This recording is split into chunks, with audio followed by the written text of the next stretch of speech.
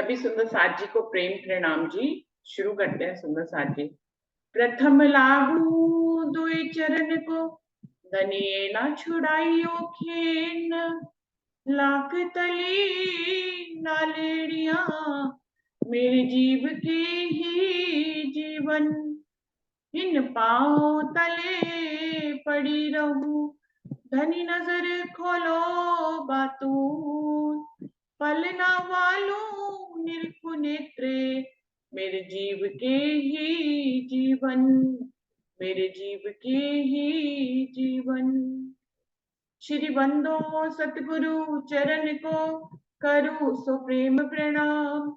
अशुभ हरन मंगल करन, धनी श्री देव चंद्र जी नाम। श्री प्राणनाथ निज मूलपति, श्री मेहराज सुनाम। तेज कुंवर श्यामा युगल, जी को पल पल करूं प्रणाम। पिया जी को पल पल करूं प्रणाम। सुंदर साथ जी, खिलवत वाणी का 14वां प्रकरण चल रहा है, सूरत अर्शे अजीम की बातूनी रोशनी का, जिसकी 94 चौपाई हो गई थी। अभी आगे बढ़ते हैं। चरकीन जिमी में बैठ के कैसी लेते थे बाए, अब आए झरोखे अर्श के कैसी लेत वो अब आए। वो कह रहे हैं अभी राजी महाराज यहाँ पे प्रसंग चला रहे हैं, जबकि परम धाम में रूहों के साथ इश्क रबद हो गया और धनी रूहों को ये खेल दिखाने के लिए लाए हैं। अंतर बता रहे हैं कि तुम जब तक तुम्हें ब्रह्मवाणी नहीं मिली थी, तब तक तुम कैसी आगो हवा में रहते थे। चरकीन जिमी में बैठ के कैसी लेते थे भाई, कैसी हवा के झोंके आते थे तुम्हें, लेकिन अब तुम परम धाम के झरोकों में बैठते हो, वहां की वायु का के सुख लेते हो। उसमें और इसमें अंतर देखो। वहां की आबो हवा भी चेतन है, तुम्हारी इच्छा से चलती है, सब कुछ तुम्हारी इच्छा से, ऋतुएं आती हैं, तुम्हें इश्क का आनंद देती हैं। लेकिन यहाँ की हवाएं भी अंतर सुख तो यहाँ की हवाएं भी देती है। जब हम यहाँ की हवा प्राकृतिक जब चलती है, तो उसमें जब यहाँ की हवाएं इतना सुख देती है, तो सुंदर साथ जी परम धाम के झरोकों में यदि हम बैठ के शीतल हवाओं का सुख ले, तो वो सुख कितना ज्यादा है। कौन बदबोए में हते, अब आई कौन खुशबोए। सहूर अपने दिल में तौल देखो ए दोए। तो कह रहे हैं कि पहले तुम इस, जब तक ब्रह्मवाणी नहीं मिली थी, सुंदर साथ का संग नहीं मिला था, राज्य को तुमने जब तक नहीं पहचाना था, तब तक यही के ही संबंधों के रिश्ते नातों में, झूठी माया में, इन्हीं सब दर्द में, दुख में ही तुम जीवन व्यतीत कर रहे थे। तो ये सब एक बदबू का ढेर है जिसमें हम सब निवास करते हैं। चाहे रिश्ते कितने भी सड़ जाए, हम उसमें जीते रहते हैं, है ना। माया का शिकंजवा हमारे ऊपर कितना भी गहरा हो, लेकिन फिर भी हम उस माया के बदबू भरे माहौल में जीते रहते हैं, क्योंकि हमें उसको छोड़ना नहीं आता है। लेकिन अब आई कौन खुशबू, अब जब तुम परम धाम के 25 पक्षों में, वहां की खुशबू में, परम धाम के तो हर चीज में 5 गुण है ही, जिसमें खुशबू एक विशेष गुण है। वहां पे हर चीज सुगंधमयी है। तो कह रहे हैं अब तुम कैसी खुशबू में आ गए हो, अब तुम्हारे रिश्ते अखंड हो गए हैं।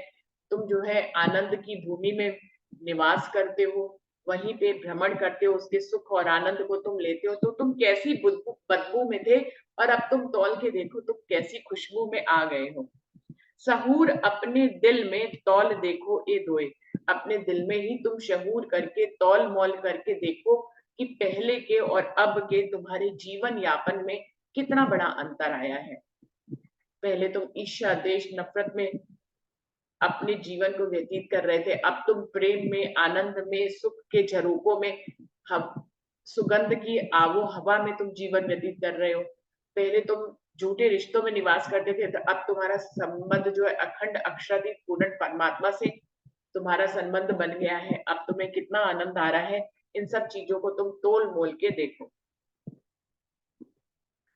एक कैसा था दुख वजूद, दुख में थे रात दिन, अब पाया सुख अर्श ठौर में, और कैसे अर्श तुम तन। कैसा था दुख का वजूद, तुम इससे पहले जब तक तुम्हें सुख की पहचान नहीं थी तो तुम दुख ही दुख में जीवन व्यतीत कर रहे थे। अब दुख आने से तुम्हें सुख की पहचान हो गई। सबसे बड़ा तो राज यही है ना, धनी ने हमें खेल ही क्यों दिखाया, क्योंकि वो दुख से ही हमें सुख में लाना चाहते थे। सुख, हम हमेशा से सुख में थे, आनंद में थे। सुख और आनंद में रहने से हमें सुख और आनंद का नहीं पता था। इसलिए सुख और आनंद से विपरीत परिस्थिति में धनी ने हमारे दिल को सिर्फ पल भर के लिए मोड़ा है। यहाँ पर हमें इतने वर्ष, यहाँ की बुद्धि के अनुसार हमें इतने वर्ष और इतना कल्पांत व्यतीत हुआ हुआ लगता है, लेकिन सुंदर साथ जी परम धाम की नजर से देखेंगे तो पल भर के लिए ही ये खेल दिखाया है, जिसमें ब्रज, रास और जागनी तीनों व्यतीत हो गए हैं हमारे। तो कह रहे हैं ये पल भर का जो हमें परामोशी का खेल दिखाया, पल भर का जो दुख का खेल दिखाया, हम अनंत काल से हमेशा से सुख में थे, हैं और रहेंगे। ये पल भर के लिए थोड़ा सा हमारे नजरों को मोड़कर दुख के और परामोशी के खेल में लाए हैं। जब हम परम धाम में जागृत होंगे हमें पता लगेगा ये तो पल भर का ही खेल था, ज्यादा लंबा तो खेल ही नहीं था। हम तो हमेशा से परम धाम के सुख और आनंद में ही जीवन व्यतीत करते थे। तो एक कैसा था दुख का वजूद, ये वजूद ही जो गुण इंद्रियों से बना हुआ है ना, ये दुख का ही वजूद है, ये सुख का हो ही नहीं सकता। ये इंद्रियों के गुण ही ऐसे हैं कि इनसे दुख ही मिलेगा आपको, इसमें सुख नहीं मिल सकता। आप अगर इन आंखों से देखना शुरू करेंगे तो ये द्वैत की दुनिया में आप बैठे हैं। मान लीजिए इसका जो गुण है वो देखने का है, लेकिन ये अच्छाई अगर देखेगी तो अच्छाई के साथ साथ चार बुराइयां भी देखेगी। ये इन आंखों की तासीर है, इस ब्रह्मांड की तासीर है। अगर इन कानों से आप कोई अच्छी बात सुनेंगे ना एक, तो चार बुरी बातें आप जरूर सुनेंगे। तो ये यहाँ के गुणांग इंद्रियों की ऐसी ही तासीर है, उनकी भूमिका ही ऐसी है, उनकी गुणवत्ता ही ऐसी है कि वो द्वैत की दुनिया में है। द्वैत की दुनिया में होने का मतलब ये है कि एक चीज नहीं दिखाई, जो भी आप चाहे कान से सुनेंगे या आंखों से देखेंगे या नाक से सूंघेंगे या मुंह से बोलेंगे, इन सब गुण इंद्रियों या स्पर्श करेंगे तो कुछ अच्छा भी होगा और बुरा भी होगा। तो द्वैत की दुनिया में अच्छे और बुरे दोनों चलते हैं, अच्छा देखेंगे तो बुरा भी देखेंगे, अच्छा सुनेंगे तो बुरा सुनेंगे भी, अच्छा बोलेंगे तो बुरा भी बोलेंगे, ऐसे ही अच्छा स्पर्श करेंगे तो बुरा स्पर्श भी करेंगे। तो कह रहे एक कैसा था दुख का वजूद, ये जो वजूद गुण इंद्रियों वाला बना है पांच तीन गुण का, ये दुख का ही वजूद है सुंदर साथ जी। अग्नि अगर एक तरफ खाना पकाने का काम करती है, अग्नि से हम कितने ही पॉजिटिव काम करते हैं, तो अग्नि कहीं कहीं लगकर हजारों चीजों को भस्म भी कर देती है।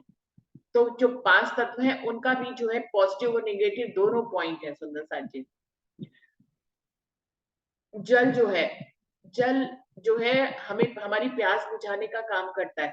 जल के बिना जीवन नहीं है, कहीं कहीं बाढ़ आ जाती है, सब तहस नहस कर देता है जल। तो इस प्रकार से हर पांच तत्व के गुण भी हैं और अवगुण भी हैं, क्योंकि हम द्वैत की दुनिया में बैठे हैं। तो कह रहे हैं एक कैसा था दुख का वजूद, ये दुख का वजूद जो हमारा है, इससे हमें दुख ही मिलता है। सुख तो कम मिलता है, दुख ज्यादा बड़ा मिल जाता है। तो हम दुख के वजूद में ही निवास कर रहे हैं, दुख में थे रात दिन, इसीलिए हमारा दिन और रात जो है वो दुख में ही व्यतीत होता है। अब पाया सुख अर्थ ठौर में और कैसे अर्थ तुम, अब तुमने अपनी मूल परात्म को देख लिया है। अब तुम अखंड परम धाम के ठिकाने को तुमने जान लिया है। अब तुम परम धाम के उस 25 पक्षों से सुख लेते हो, तुम वहीं रमण करते हो, तुम वहीं विलास करते हो। वहां के जो पांच तत्व, चेतनता, सुगंधी, इन सबका तुम अब स्वाद लेते हो। तो तुम्हारे दिन और रात किसके हो गए, सुख के हो गए, आनंद में, चेतनता, शीतलता, सुगंध में। इस तरह से तुम इन पांच जो वहां के गुण इंद्रियों के गुण है वो ये है पांच गुण, इनसे जो है दुख का अनुभव नहीं होता। तभी तो पांच तत्व के इस तन पे हमारी नजर को भेजा गया। अभी भी हम नहीं आए हैं, हमारी सिर्फ नजर भर भेजी गई है हुक्म से। उससे इस पांच तत्व के जीव के ऊपर नजर भेजी गई, जिससे हमें इस यहाँ के गुण इंद्रियों से जो दुख का और सुख का द्वैत का अनुभव होता है उसका अनुभव कराया जा रहा है, क्योंकि इनके अनुभव से हम परमधाम के सुखों को तोले मोले, और तो जो है हम परमधाम के सुखों को जान पाएंगे। तो कह रहे हैं अब देखो अब पाया सुख अर्थ ठौर में और कैसे अर्थ तुम तन, तुम्हारे कैसे मूल परातम के जो तन है वो कितने ही आनंदमय है, कितने ही शीतल है, कितने ही सुगंधमय है, कितने ही इश्कमय है। उनके अंदर द्वैत नहीं है, वो वाहिदत के स्वरूप है, वो अखंड निस्बत के स्वरूप है, द्वैत में तो है ही नहीं। तो आनंद है तो आनंद ही आनंद है, शीतलता है तो शीतलता ही शीतलता है, सुगंधमयी है तो सुगंधमयी है, चेतनता है तो चेतनता ही है। वहां पे इसका प्रतिरोधी गुण नहीं है परम धाम में। इसी को वायदत कहते हैं। तो इंद्रावती जी कह रही है तौल मौल के देखो सुंदर साथ जी कि अब तुम कहाँ आ गए हो।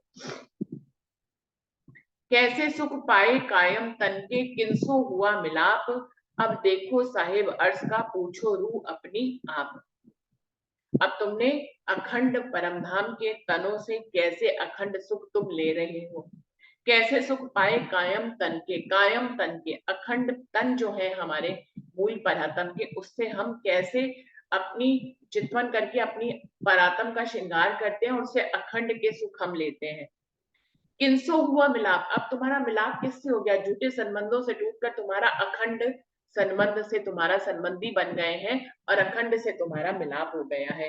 अब देखो साहेब अर्श का पूछो रूह अपनी आप, अपने अखंड प्रियतम अक्षरातीत पूर्ण पारब्रह्म की स्वरूप श्रृंगार और शोभा को तुम निहारो और पूछो रूह अपनी आप, अपनी रूह से स्वयं पूछो कि क्या अंतर है। कैसा पहले जब तक ब्रह्माणी नहीं मिली थी, राज्य की पहचान नहीं थी, तब के और अब के जीवन में क्या अंतर है। तुम देखो तो सही, अपनी रूह से विचार करके तुम देखो तो सही। कहाँ रात दिन गुजारते, अब पाया अर्श रात दिन, देखो दिल विचार के कछु फर्क है उन इन। पहले तुम दुख में दिन रात व्यतीत करते थे, तुम्हारा दिन और रात दुखमय था या द्वैत का था, कभी सुख आता था कभी दुख आता था। सुख तो इतना सुख नहीं देता है जितना दुख आता है वो लंबा लगता है। दुख चाहे छोटा हो लेकिन लगता लंबा है, सुख चाहे बड़ा हो लेकिन लगता छोटा है, वो पंख की तरह उड़ जाता है। लेकिन जो दुख होता है वो छोटा होते हुए भी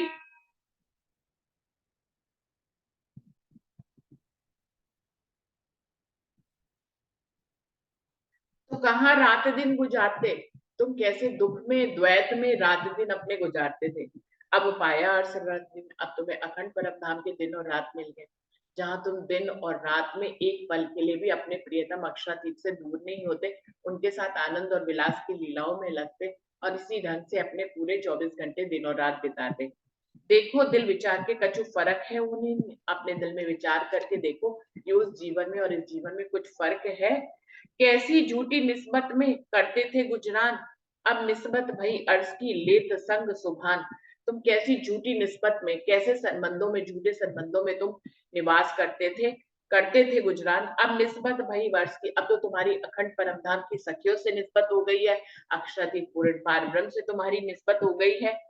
अब निस्बत भई अर्ज की लेत संग सुभान, अब तुम उसी सुभान के साथ सभी सुख ले रहे हो, उसमें और इसमें तोल के देखो क्या अंतर है। पहनावा फना मिले और पहनावा अर्श का कछुपाई है तफावत, तुम देखो दिल अपना। तुम परम धाम का पहनावा और इस काल माया के ब्रह्मांड के पहनावे में अंतर को देखो। परम धाम का हर वस्त्र हर आभूषण चेतन है, सुगंधमयी है, शीतलता देने वाला है, प्रेम करने वाला है, आपके साथ आपके सुख की बात करने वाला है। आप चाहे तो किसी भी हार से बात कर ले, आप चाहे तो किसी कर्ण फूल से बात कर ले, आप किसी से भी बात कर ले।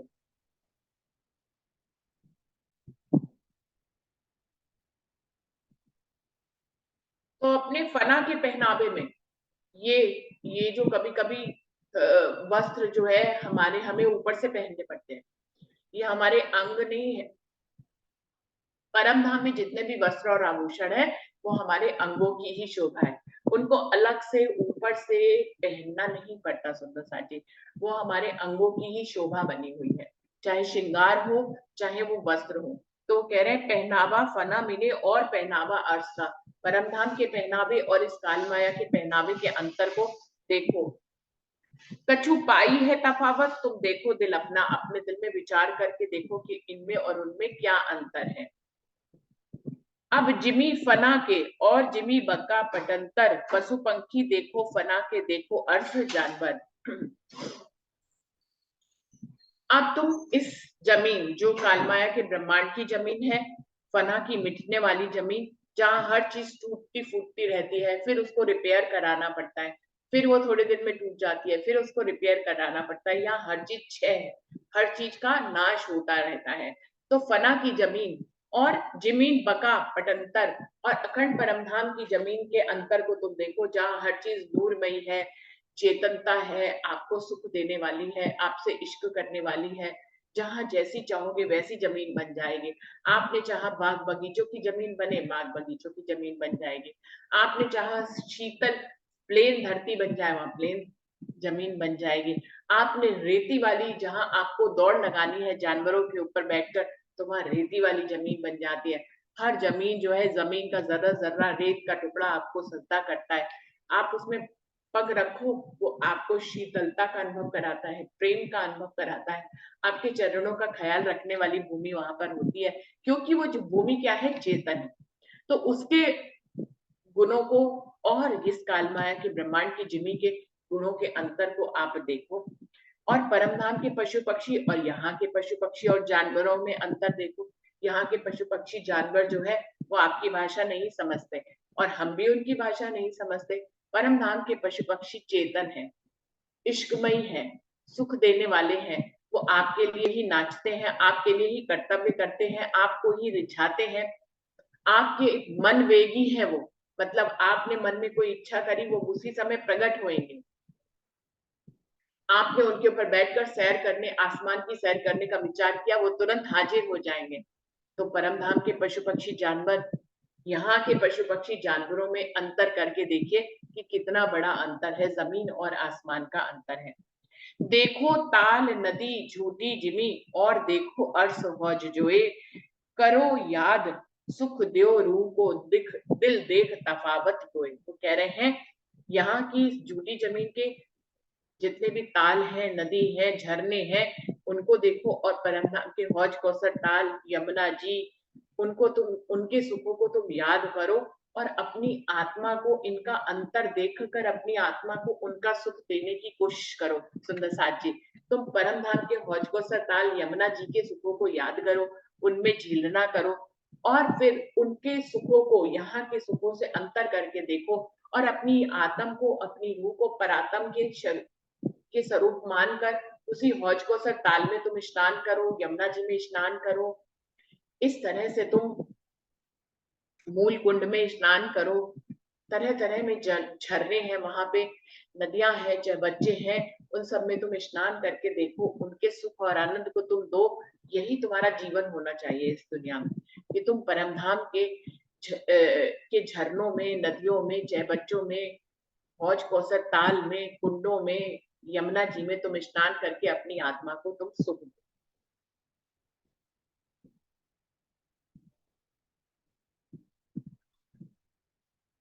दिल मजाजी और हकीकी कहे कुरान में दोए, ए लेसी तफावत देख के जो रूह अर्श की हुए।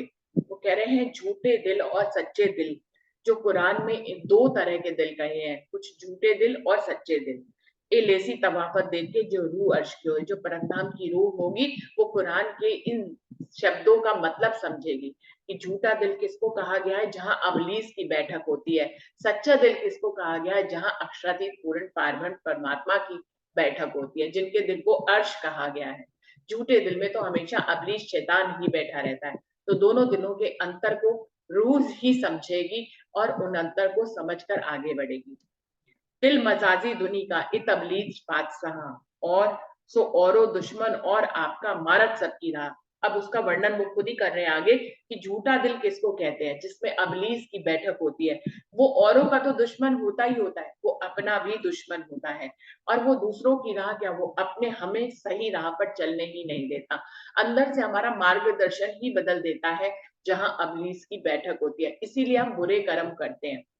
आता था, ये राजन स्वामी की चर्चा आई है कि मनुष्य पाप क्यों करता है, अबलीस से ग्रस्त होकर वो पाप करता है, क्योंकि उसके अंदर परमात्मा की बैठक नहीं होती, अबलीस की बैठक होती है, शैतान की बैठक होती, तो उसकी प्रकृति ही शैतान की होती है, वो उसे गलत राह पे ले जाता है, इसीलिए मनुष्य पाप करता है। और दिल हकीकी मोमिन सो कया है अर्स हक, तरफ नहीं दिल पाक की जित साहिब की बैठक, वो कह रहे हैं। और हकीकी दिल मोमिनों के दिल को कहा गया है, जहाँ पे अक्षराती पूर्ण पारब्रह्म की बैठक होती है, इसके दिल को पाक साफ कहा गया है। जित साहिब, जहाँ खुद अक्षराती पूर्ण पारब्रह्म बैठ गए, उस दिल को पाक साफ ही तो कहेंगे। उसको भला किसी राह प्रशस्त की जरूरत है कि कोई उसकी राह को जो है समझाए कि कैसा तुम्हें चाल चलन चलना है। वो तो सच्चा दिल है, वो सच्ची ही राह चलेगा। वो कभी किसी का दुश्मन नहीं बन सकता, ना अपना ना लोगों का। वो हमेशा दूसरों का भला चाहने वाला दिल होगा। क्यों? क्योंकि उसके दिल में परमात्मा की बैठक है। इश्क मोमिन और दुनी का कछु देखा तो फर्क, अब इश्क ले दिल अपने तुम दिल अर्स बुजरक। वो कह रहे हैं मोमिनों के इश्क करने का अंदाज और दुनिया में जो इश्क, जिसको इश्क इश्क कहते हैं, वो झूठा इश्क होता है। दोनों में अंतर और फर्क को तुम देखो। अब इश्क ले दिल अपने, और अब जब अंतर को तुम देख लो तो अपने दिल में धनी के इश्क को तुम भर लो। तुम दिल अर्श बुलंद, जिससे कि तुम्हारा दिल जो है वो इश्क से के गंजानगंज सागर बन जाए और तुम धनी से उस इश्क से मिल सको। जैसे ही रूहें इश्क की मंजिल पे पहुंचती हैं, वो धनी से मिलन उनका हो जाता है, क्योंकि धनी के दिल से ही इश्क हमारे दिल में बहता है। तो सुंदर साथ जी, आखिरी मंजिल जो इस बातूनी रोशनी में वो बताना चाहते हैं कि हमें अपने दिल में परम धाम वाला इश्क भरना है, परम धाम के इश्क की पहचान करनी है, तौल मोल करना है दुनिया के सब संबंधों से, और फिर उस इश्क को अपने दिल में भर कर अपनी राह जो हमारी परम धाम की है उस पर हमें आगे बढ़ना ही इस प्रकरण का संदेश है। श्री महामती कहे, ए मोमिनो, जो दिन जो दिए थे दिल भुलाए, फरामोश से बीच होश के अब साहिब लेत बुलाए। महामती जी कह रही हैं कि हे मेरे परम धाम के मोमिनो, तुम्हारे दिल जो राज्य ने खुद ही भुलाए थे, अब उनको उस फरामोशी से होश में ला रहे हैं। तुम्हारे दिल को धनी ही अब तुम्हें अपनी तरफ बुला रहे हैं, इसलिए तुम्हें जागृत अवस्था में ला रहे हैं, तुम्हें अंतर सिखा रहे हैं, जिससे कि तुम तौलो और मौलो, और जिस उद्देश्य के लिए ये खेल बनाया गया था, उस उद्देश्य को पूरा करके तुम इश्क की मंजिल तक आओ, और इस खेल को तुम देखो, और फिर परम धाम की छाव में तुम आ जाओ, परम धाम के सुख तुम लो, जिससे कि तुम्हारा इस दुनिया में आना जो है वो सफल हो जाए। तो यही इस प्रकरण का संदेश था, बातूनी रोशनी का, अर्श अजीम की बातूनी रोशनी का मतलब था जो उन्होंने इसमें बताया।